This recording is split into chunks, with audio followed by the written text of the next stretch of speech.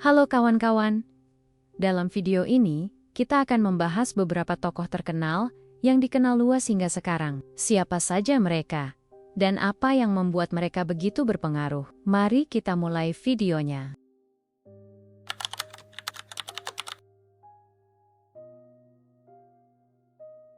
Bayangkan kita kembali ke tahun 1809, di sebuah kota kecil bernama Shrewsbury, Inggris. Disinilah seorang bayi laki-laki lahir, tepatnya pada tanggal 12 Februari. Bayi itu diberi nama Charles Robert Darwin. Tidak ada yang menyangka, bayi kecil ini kelak akan mengubah cara manusia memandang dunia dan asal-usul kehidupan. Darwin lahir di sebuah keluarga yang cukup berada. Ayahnya, Robert Darwin, adalah seorang dokter terkenal dan cukup kaya. Ibunya, Susanna Darwin, berasal dari keluarga Wedgwood yang sukses di bidang industri keramik. Jadi, sejak kecil, Charles tidak kekurangan apapun. Ia hidup nyaman, dikelilingi buku, taman luas, dan berbagai kesempatan untuk belajar. Namun, kenyamanan itu tidak membuat Darwin hanya duduk diam. Sejak kecil, ia punya rasa ingin tahu yang luar biasa besar. Ia sering berkeliaran di kebun rumahnya, memungut batu-batu aneh, mengamati serangga, bahkan mengoleksi berbagai benda kecil yang ia anggap menarik. Bisa dibilang, Charles kecil adalah anak yang lebih suka bertualang di alam daripada belajar di kelas. Sayangnya, ketika Charles baru berusia 8 tahun, ibunya meninggal dunia. Kejadian ini tentu meninggalkan luka yang mendalam. Setelah itu, ia lebih banyak diasuh oleh kakak perempuannya. Meski begitu, kehilangan itu tidak mematikan rasa penasarannya terhadap dunia sekitar. Justru, ia semakin sering menghibur diri dengan mengamati hewan, tumbuhan, dan mengoleksi benda-benda unik. Charles kecil bukanlah murid yang dianggap pintar di sekolah. Bahkan, banyak gurunya menilai ia anak biasa, tidak menonjol. Ia tidak begitu mahir dalam pelajaran bahasa atau matematika, tapi ada satu hal yang berbeda. Ia punya hobi yang jarang dimiliki anak-anak lain. Ia gemar sekali mengumpulkan spesimen dari batu, serangga, bunga, hingga bulu burung. Semua ia simpan dengan rapi. Kebiasaannya ini bahkan membuat ayahnya sering mengeluh. Suatu hari, ayahnya berkata, "Kamu hanya akan menjadi beban keluarga. Yang kamu lakukan hanya berburu hewan, berjalan-jalan, dan tidak serius belajar." Namun, di balik kekhawatiran sang ayah, ternyata justru hobi itulah yang kelak menjadi kunci bagi masa depan Darwin. Di usia remaja awal, Charles sudah mulai memperlihatkan ketertarikannya pada eksperimen kecil. Ia pernah mencoba mencampurkan bahan kimia hanya untuk melihat reaksi yang terjadi. Saking seringnya, teman-temannya sampai memanggilnya gas Darwin. Dari sini terlihat bahwa rasa ingin tahunya terhadap sains sudah mulai tumbuh sejak muda. Masa kecil Darwin di Shrewsbury bisa kita bayangkan seperti fondasi pertama dari sebuah bangunan besar. Ia mungkin tidak terlihat luar biasa, bahkan dianggap anak yang biasa-biasa saja. Tapi di balik itu, ia sedang menyiapkan bekal penting. Rasa penasaran yang tak pernah padam terhadap alam. Dan rasa penasaran inilah yang nantinya akan membawanya pada perjalanan luar biasa, perjalanan yang membuat namanya dikenang hingga hari ini setelah melewati masa kecil yang penuh dengan rasa penasaran terhadap alam. Charles Darwin mulai memasuki dunia sekolah yang lebih serius. Ia dikirim ke Shrewsbury School, sebuah sekolah bergengsi di kota kelahirannya. Dari sinilah perjalanan Darwin sebagai pelajar dimulai. Namun, ada satu hal yang langsung menonjol. Darwin bukan murid yang cemerlang di kelas. Ia bukan tipe anak yang selalu mendapat nilai tinggi atau duduk di bangku depan dengan wajah serius. Sebaliknya, Darwin muda sering terlihat melamun, sibuk dengan pikirannya sendiri, atau bahkan lebih tertarik dengan hal-hal di luar buku pelajaran. Bagi gurunya, Darwin tampak biasa-biasa saja. Ia tidak pandai dalam pelajaran bahasa Latin dan Yunani, yang saat itu dianggap sangat penting. Bahkan ayahnya, Robert Darwin, beberapa kali merasa kecewa. Ayahnya berharap Charles bisa menempuh pendidikan yang layak, seperti saudara-saudaranya yang lebih berprestasi. Tapi kenyataannya, nilai Darwin jauh dari harapan.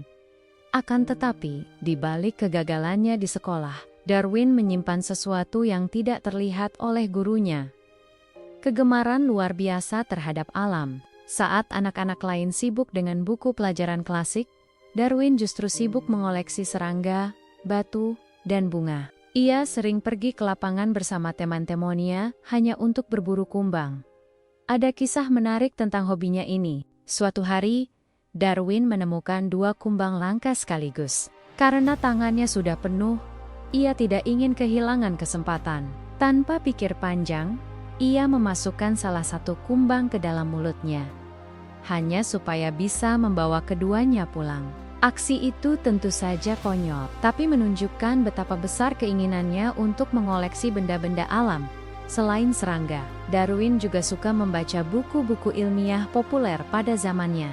Salah satu buku yang sangat mempengaruhinya adalah karya William Paley, seorang teolog yang menulis tentang keindahan desain Tuhan di alam. Darwin muda sangat terkesan dengan cara Paley menjelaskan dunia. Meskipun di kemudian hari, pandangannya akan berbeda di usia remaja. Darwin juga mulai suka berburu, memancing, dan berkuda. Bagi sebagian orang, ini hanyalah hobi anak muda biasa. Tapi, bagi Darwin, aktivitas itu memberinya kesempatan untuk lebih dekat dengan alam dan mengamati kehidupan hewan secara langsung. Ia belajar bagaimana burung bergerak, bagaimana ikan bereaksi, dan bagaimana hewan menyesuaikan diri dengan lingkungan. Sekolah mungkin tidak membuat Darwin bersinar, tapi justru di luar sekolah, ia menemukan dunia yang membuatnya bersemangat, dunia yang penuh misteri, keindahan, dan pertanyaan-pertanyaan besar. Ayahnya masih sering marah, merasa Charles membuang-buang waktu. Tetapi tanpa sadar, masa sekolah inilah yang menanamkan satu hal penting. Rasa cinta pada alam. Sebuah rasa cinta yang pelan-pelan berubah menjadi obsesi, dan kelak menjadi alasan Darwin untuk berlayar jauh mengelilingi dunia. Jadi, meskipun catatan nilainya biasa saja, Darwin sedang belajar sesuatu yang jauh lebih berharga. Bagaimana melihat alam bukan sekadar pemandangan, melainkan sebuah teka-teki besar yang menunggu untuk dipecahkan setelah masa sekolahnya. Di Shrewsbury, yang penuh dengan cerita tentang kumbang, koleksi serangga, dan kecintaan terhadap alam, Charles Darwin memasuki fase baru dalam hidupnya. Ayahnya, Robert Darwin, seorang dokter yang sukses, punya rencana besar untuk anaknya. Ia ingin Charles mengikuti jejaknya menjadi dokter terhormat. Maka, di usia 16 tahun, Darwin dikirim ke Universitas Edinburgh, salah satu universitas tertua dan paling terkenal di Eropa pada masa itu. Bagi keluarganya, ini adalah langkah besar. Menjadi dokter bukan hanya pekerjaan yang mulia, tetapi juga sangat menjanjikan. Namun, begitu kuliah dimulai, barulah terlihat masalah besar. Darwin tidak cocok dengan dunia kedokteran. Di kelas teori, ia merasa bosan. Ia tidak tertarik menghafal buku-buku tebal tentang penyakit dan anatomi tubuh manusia. Tapi yang lebih parah adalah saat praktik. Pada masa itu, operasi dilakukan tanpa obat bius, sehingga pasien menjerit kesakitan. Bayangkan, seorang mahasiswa muda seperti Darwin harus menyaksikan langsung pembedahan dengan darah di mana-mana, dan teriakan pilu memenuhi ruangan. Darwin tidak tahan. Ia merasa Samuel, bahkan hampir pingsan. Bukannya belajar menjadi dokter, ia justru semakin yakin bahwa jalan hidupnya bukan di ruang operasi. Tetapi, seperti biasa, Darwin menemukan jalannya sendiri. Di Edinburgh, ia mulai berkenalan dengan komunitas ilmuwan yang tertarik pada biologi laut dan geologi. Salah satunya adalah Robert Edmund Grant, seorang ahli biologi radikal yang banyak terinspirasi dari gagasan evolusi awal. Grant mengajak Darwin muda untuk ikut meneliti makhluk-makhluk kecil di laut, seperti spons dan moluska. Bagi sebagian orang, mungkin makhluk laut itu tidak menarik sama sekali. Tapi bagi Darwin, Dunia bawah laut adalah laboratorium yang penuh keajaiban. Ia bisa mengamati bagaimana makhluk kecil hidup, berkembang biak, dan berinteraksi dengan lingkungannya. Dari sini, kecintaan Darwin pada alam semakin kuat. Selain itu, Darwin juga aktif dalam Perhimpunan Plinian, sebuah kelompok mahasiswa yang gemar berdiskusi tentang ilmu pengetahuan. Di sini, ia mendengar banyak ide baru, bahkan ide yang saat itu dianggap berbahaya, seperti gagasan bahwa spesies bisa berubah seiring waktu. Meski Darwin belum sepenuhnya yakin, benih pemikiran itu mulai tertanam dalam pikirannya. Meski begitu, dari sisi akademis, Darwin gagal memenuhi harapan ayahnya. Ia tidak pernah benar-benar serius menjadi dokter. Setelah 2 tahun, sudah jelas bahwa karier kedokteran bukanlah jalan yang tepat untuknya. Ayahnya kecewa, tentu saja. Namun, Robert Darwin tidak menyerah. Ia masih ingin anaknya memiliki masa depan terhormat. Jika bukan dokter, maka ada pilihan lain. Pendeta, profesi pendeta di Inggris saat itu sangat dihormati. Dan banyak orang dari keluarga baik-baik di Inggris pada abad ke-19, menjadi pendeta gereja Anglikan adalah salah satu pilihan yang terhormat. Seorang pendeta bukan hanya dihormati di masyarakat, tetapi juga bisa menjalani kehidupan yang cukup nyaman. Dan, kabar baiknya, untuk menjadi pendeta tidak perlu belajar operasi atau melihat darah seperti di fakultas kedokteran. Maka, ayah Darwin mendorongnya untuk melanjutkan studi di Universitas Cambridge, jurusan teologi. Bagi Charles, ini bukanlah pilihan yang ia impikan. Namun, dibandingkan kedokteran, belajar teologi terasa lebih bisa ia jalani. Jadi, di tahun 1828, ia resmi pindah ke Cambridge. Tapi, apakah Darwin benar-benar tekun belajar teologi? Tidak. Ia memang mengikuti kelas, membaca teks-teks keagamaan, dan mempelajari argumen-argumen filsafat moral. Namun, perhatian utamanya tidak pernah lepas dari alam. Di Cambridge, justru Darwin bertemu dengan orang-orang yang semakin menyalakan api kecintaannya pada ilmu pengetahuan. Salah satunya adalah John Stevens Henslow, seorang profesor botani. Henslow bukan hanya dosen bagi Darwin, tetapi juga menjadi mentor dan sahabat. Bersama Henslow, Darwin sering berjalan-jalan di alam terbuka, membicarakan tumbuhan, geologi, dan fenomena alam lainnya. Henslow melihat ada sesuatu yang berbeda pada muridnya ini. Darwin mungkin bukan yang terbaik di kelas, tetapi ia punya keingintahuan yang tulus dan semangat yang tak pernah padam. Karena itu, Henslow sering mengajaknya dalam diskusi, bahkan memperkenalkan Darwin pada lingkaran ilmuwan yang lebih luas. Selain Henslow, Darwin juga terinspirasi oleh Adam Sedgwick, seorang ahli geologi. Bersama Sedgwick, Darwin belajar langsung di lapangan tentang bagaimana lapisan-lapisan bumi bisa menceritakan kisah masa lalu. Dari fosil dan formasi geologi, Darwin mulai memahami bahwa bumi ini jauh lebih tua daripada yang ia bayangkan. Di luar kelas, Darwin juga tetap sibuk dengan hobinya.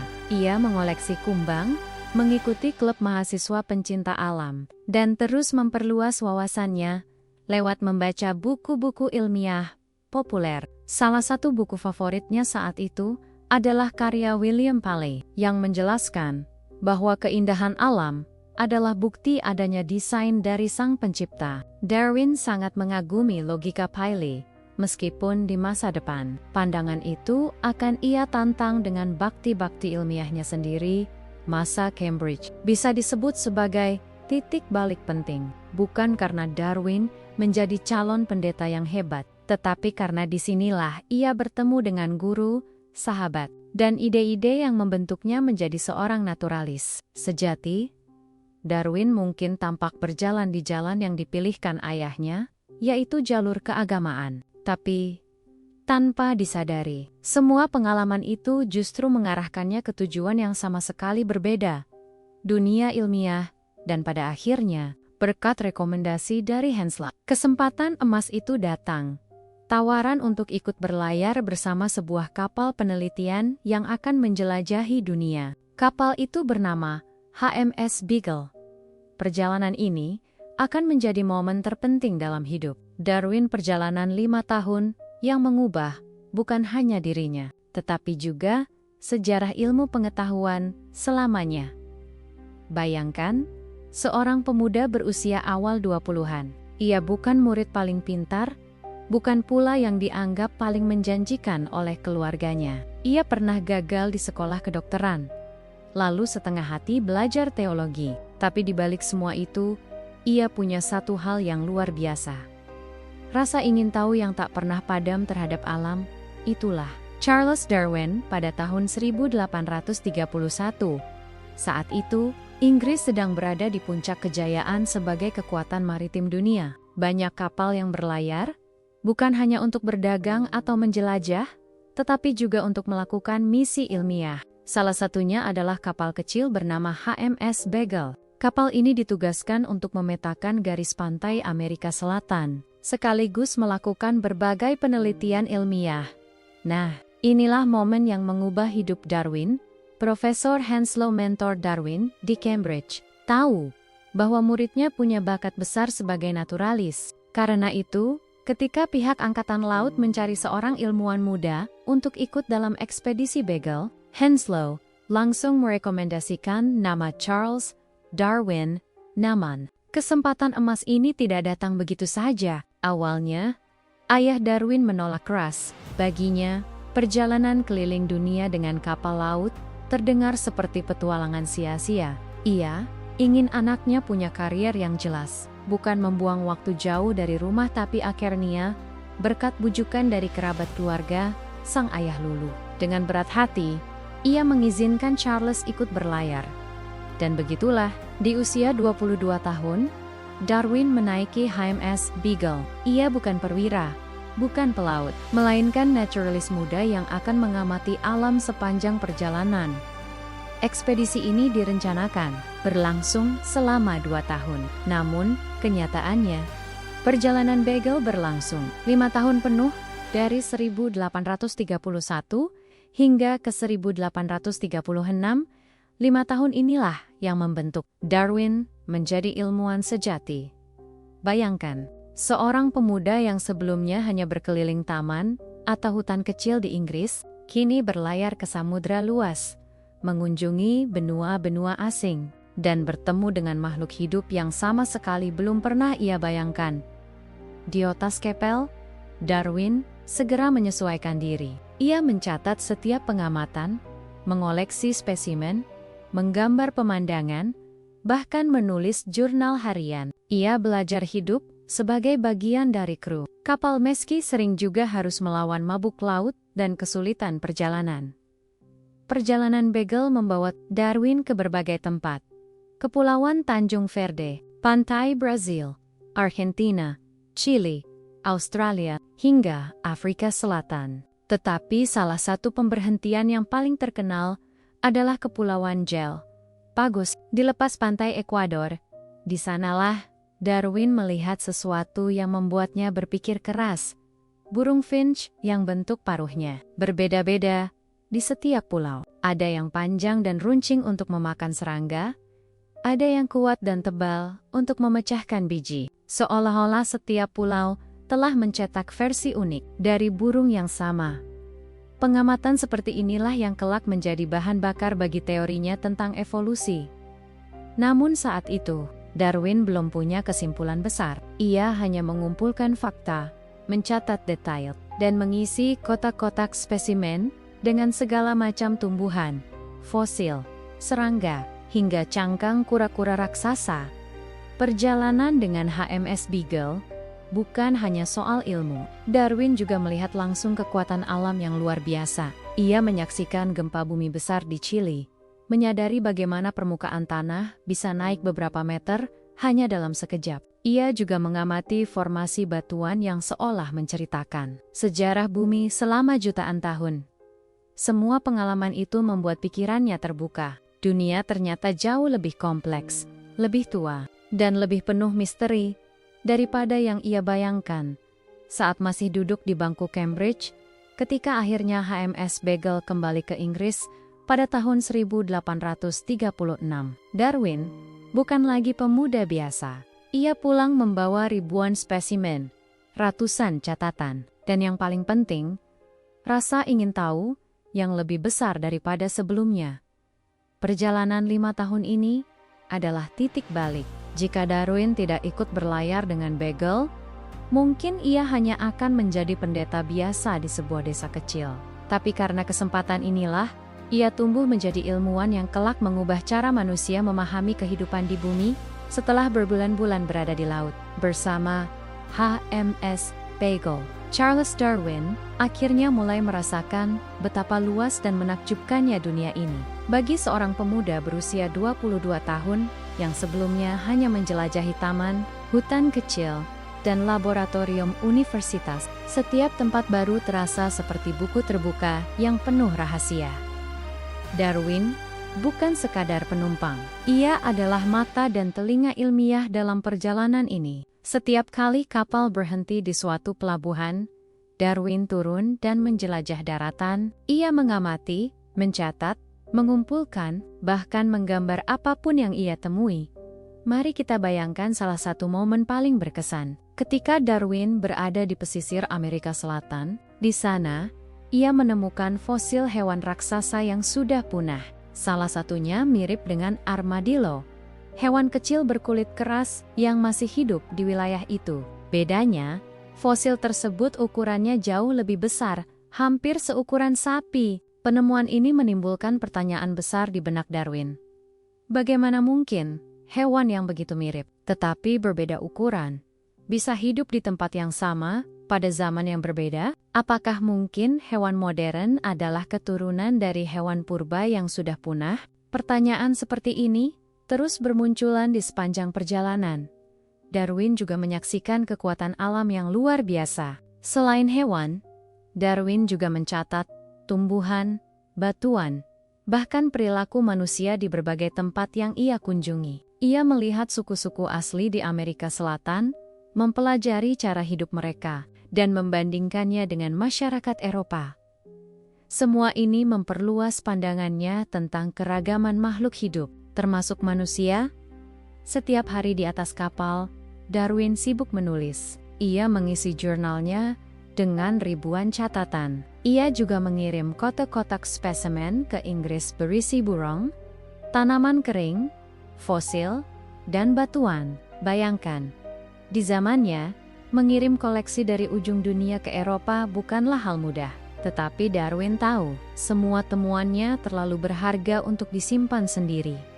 5 tahun perjalanan dengan HMS Beagle bukan sekadar petualangan. Itu adalah sekolah terbesar bagi Darwin, sekolah tanpa ruang kelas, tanpa papan tulis, tetapi penuh dengan pelajaran nyata dari alam semesta.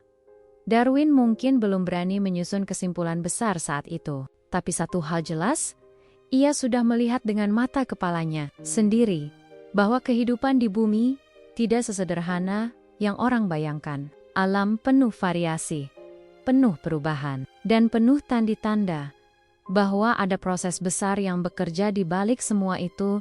Ketika akhirnya Beagle melanjutkan pelayaran pulang ke Inggris, Darwin membawa serta ribuan spesimen, catatan yang tebalnya luar biasa, dan satu hal paling penting, benih pemikiran yang kelak akan tumbuh menjadi teori revolusioner tentang asal-usul spesies. 5 tahun lamanya, Charles Darwin mengarungi samudra bersama HMS Beagle. Ia melihat benua-benua asing, menjelajahi hutan tropis, mendaki gunung berapi, hingga menemukan makhluk-makhluk yang unik dan aneh. Dan ketika akhirnya kapal itu kembali berlabuh di Inggris pada tahun 1836, Darwin bukan lagi pemuda biasa yang berangkat 5 tahun sebelumnya. Ia pulang membawa harta karun pengetahuan, ribuan spesimen, ratusan sketsa, serta catatan setebal hampir memenuhi lemari. Darwin datang dengan mata yang sudah terbuka lebar tentang betapa luas dan misteriusnya dunia ini. Namun, perjalanan itu bukan hanya memberinya pengalaman, tapi juga meninggalkan pertanyaan besar di kepalanya. Kenapa burung finch di gel? Pagos punya paruh berbeda-beda di setiap pulau. Kenapa kura-kura raksasa punya bentuk cangkang yang bervariasi sesuai habitatnya? Dan kenapa fosil hewan raksasa yang ia temukan di Amerika Selatan terlihat sangat mirip dengan hewan kecil yang masih hidup di sana sekarang? Pertanyaan-pertanyaan ini terus menghantui Darwin. Ia mulai berpikir bahwa mungkin spesies tidaklah tetap. Selama ini, kebanyakan orang percaya bahwa setiap makhluk hidup diciptakan sekali untuk selamanya, tanpa perubahan. Tetapi apa yang ia lihat di lapangan justru menunjukkan sebaliknya. Spesies bisa berubah, bisa beradaptasi, bahkan mungkin bisa berevolusi.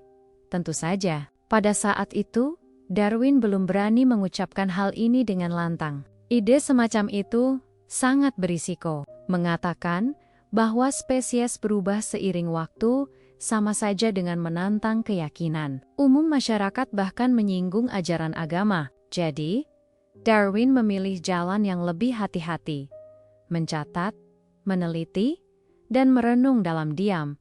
Sekembalinya ke Inggris, Darwin segera menjadi perhatian. Koleksi spesimennya begitu luar biasa, sehingga banyak ilmuwan senior tertarik untuk mempelajarinya. Misalnya, ahli burung bernama John Gould memeriksa burung finch dari gel, Pagos, dan menyimpulkan bahwa mereka sebenarnya adalah spesies berbeda, bukan sekadar variasi dari satu jenis. Penemuan ini membuat Darwin semakin yakin bahwa ada sesuatu yang istimewa dengan cara alam bekerja.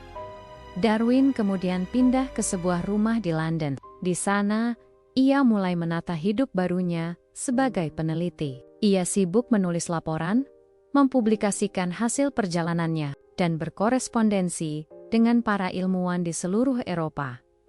Catatan perjalanannya bahkan diterbitkan sebagai buku yang membuat namanya semakin dikenal.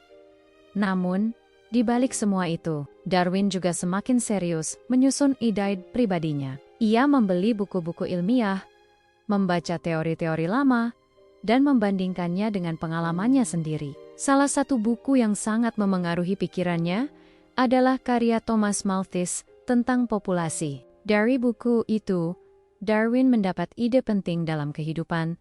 Selalu ada persaingan untuk bertahan hidup. Hanya makhluk yang paling cocok dengan lingkungannya yang akan bertahan, sementara yang lemah akan tersingkir. Konsep inilah yang perlahan mulai ia rangkai menjadi teori besar tentang seleksi alam. Bayangkan Darwin di usia pertengahan 20-an, duduk di ruang kerjanya, dikelilingi tumpukan catatan, spesimen, dan buku. Ada sebuah gambaran besar tentang bagaimana kehidupan bekerja, sebuah gambaran yang berbeda dari keyakinan umum masyarakat pada saat itu. Tetapi, Darwin memilih untuk diam dulu. Ia sadar, teorinya belum matang, dan ia tidak mau sembarangan bicara tanpa bukti yang sangat kuat. Maka ia pun memutuskan untuk melakukan sesuatu yang jarang dilakukan orang. Menyimpan gagasan revolusioner itu di dalam hatinya, sambil terus mengumpulkan bukti. Dari sinilah dimulai babak baru dalam hidup Darwin. Bertahun-tahun penelitian, percobaan, dan penulisan yang melelahkan. Semua demi menjawab satu pertanyaan besar yang muncul sejak ia kembali dari pelayaran Beagle. Bagaimana makhluk hidup bisa berubah dan bertahan dari generasi ke generasi? Setelah kembali dari pelayaran panjang bersama HMS Beagle, Charles Darwin sudah membawa banyak sekali pertanyaan besar. Ia mulai curiga bahwa spesies makhluk hidup tidaklah tetap, melainkan bisa berubah seiring waktu. Tapi Darwin bukan tipe orang yang gegabah. Ia tahu, jika ingin mengungkap sesuatu yang sebesar ini, ia membutuhkan bukti yang tak terbantahkan. Maka dimulailah fase baru dalam hidupnya. Tahun panjang penelitian, Darwin pindah ke sebuah rumah di pedesaan bernama Down House, di Kent. Rumah itu sederhana, tapi bagi Darwin, tempat itu bagaikan laboratorium raksasa. Ia mengubah taman dan kebunnya menjadi ruang penelitian terbuka. Dari pagi hingga malam, Darwin mengamati tumbuhan, serangga, burung, dan bahkan hiuen-hiuen peliharaan yang ada di sekitarnya. Salah satu kebiasaannya adalah mengamati cara tumbuhan memanjat, cara biji-biji kecil terbawa angin atau air, hingga bagaimana cacing tanah menggali tanah. Hal-hal kecil yang sering diabaikan orang, justru diperhatikan Darwin dengan sangat serius. Selain itu, Darwin juga melakukan eksperimen dengan hewan ternak dan tanaman budidaya. Ia mempelajari bagaimana para peternak bisa menghasilkan anjing dengan bentuk berbeda, atau burung merpati dengan variasi unik, hanya dengan memilih induk yang tepat. Dari situ, Darwin menemukan kunci penting jika manusia bisa melakukan perubahan melalui seleksi buatan. Mungkin alam juga punya cara serupa, yang kelak ia sebut sebagai seleksi alam. Tapi tidak hanya berhenti di kebun dan laboratorium kecilnya. Darwin juga terus membaca, berdiskusi, dan menulis. Ia berkorespondensi dengan ilmuwan dari seluruh dunia, meminta informasi, membandingkan catatan, dan mencari pola. Selama hampir 2 dekade, Darwin bekerja dalam diam. Ia menyusun bukti demi bukti, menulis catatan, menggambar diagram, dan merancang kerangka besar untuk teorinya. Namun, ia masih enggan mempublikasikannya. Mengapa? Karena ia tahu teorinya akan sangat kontroversial. Menyatakan bahwa spesies bisa berubah seiring waktu, berarti menantang keyakinan umum bahwa semua makhluk hidup diciptakan dalam bentuk yang sudah tetap sejak awal. Bayangkan betapa beratnya beban Darwin. Ia memegang kunci sebuah ide revolusioner, tetapi ia tahu dunia mungkin belum siap untuk mendengarnya. Meski begitu, Darwin tidak berhenti bekerja. Hari-harinya penuh dengan aktivitas ilmiah. Ia bahkan sampai membuat jadwal harian yang ketat. Pagi hari digunakan untuk menulis dan berpikir serius. Siang untuk eksperimen ringan di kebun, sore untuk berjalan kaki sambil merenung, dan malam hari untuk membaca atau menulis surat. Darwin juga sering sakit, mungkin akibat stres atau kondisi kesehatan bawaan. Namun, meski tubuhnya lemah, pikirannya tetap tajam. Ia tidak menyerah. Baginya, mengungkap rahasia alam jauh lebih penting daripada kenyamanan pribadi. Seiring waktu, catatan Darwin semakin menumpuk. Ia bahkan sempat menulis sebuah manuskrip panjang yang ia sebut sebagai sketsa besar tentang teorinya. Namun, ia tetap menyimpannya, menunggu waktu yang tepat untuk dipublikasikan. Tahun 2024 penelitian ini adalah bukti ketekunan luar biasa Darwin. Ia bukan hanya seorang pengamat yang beruntung menemukan sesuatu di Galapagos. Ia adalah seorang ilmuwan sejati yang menghabiskan puluhan tahun hidupnya untuk memastikan bahwa setiap kata dalam teorinya punya dasar yang kuat. Darwin tahu, ia sedang menyiapkan sesuatu yang akan mengubah cara manusia melihat dirinya sendiri, dan ia ingin melakukannya dengan penuh kehati-hatian. Pada titik inilah, Darwin sudah berada di ambang penemuan besar. Isi surat itu membuat Darwin terkejut. Wallace menulis ide tentang bagaimana spesies berubah melalui mekanisme seleksi alam. Hampir sama persis dengan gagasan yang selama ini Darwin simpan rapat-rapat. Bayangkan perasaan Darwin saat itu. Selama 20 tahun ia mengumpulkan bukti, ragu untuk berbicara.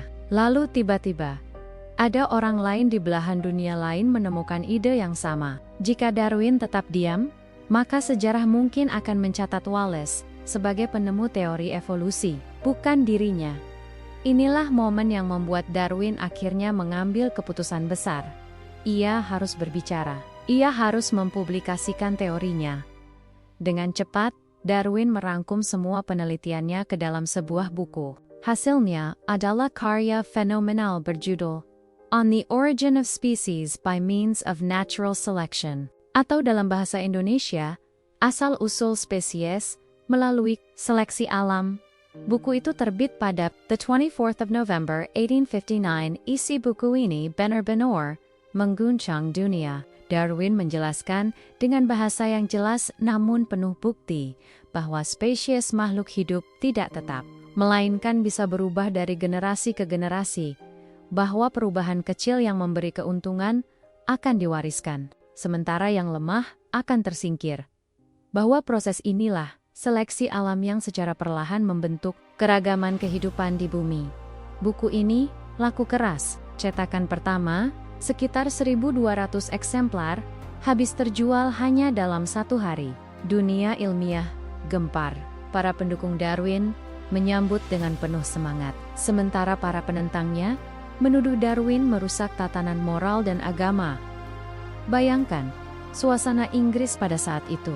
Banyak orang terbiasa berpikir bahwa setiap makhluk hidup diciptakan sekali untuk selamanya. Lalu datang seorang ilmuwan yang mengatakan, tidak, spesies berubah.